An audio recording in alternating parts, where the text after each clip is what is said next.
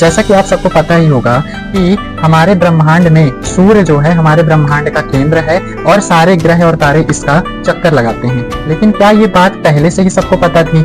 नहीं, ऐसा नहीं है।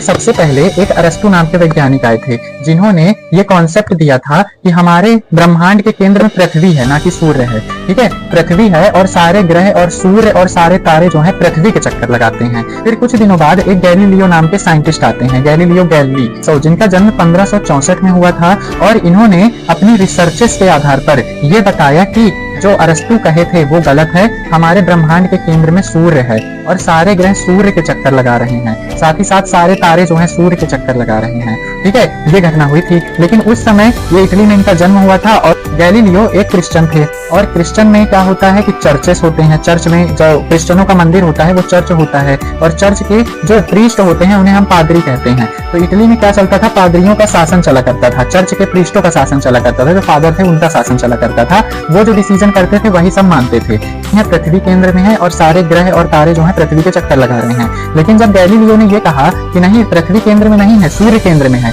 सारे ग्रह और तारे सूर्य के चक्कर लगा रहे हैं, तो सारे लोगों ने उस समय इनकी बात नहीं मानी और इनको घर में ही लाइफ इम्प्रिजनमेंट दे दिया गया। ठीक है, ये जो पादरी थे चर्च के, इन्होंने कहा कि अब तुम घर में ही बंद रहोगे। इनको ये सजा सुनाई गई कि तुमने हमारे देश को भड़काने की कोशिश की है, देशवासियों को भड़काने की कोशिश की है, इसलिए अब तुम्हें घर में बंद कर दिया जाएगा और जीवन भर तुम्हें घर के अंदर कैद रहना पड़ेगा। ठीक है, तो इनकी मृत्यु जो है घर के अंदर ही रहते हुए हो गई थी 1642 में। 8 जनवरी 1642 में गैलीलियो गैलीली की यही सजा भुगतते हुए मौत हो गई थी।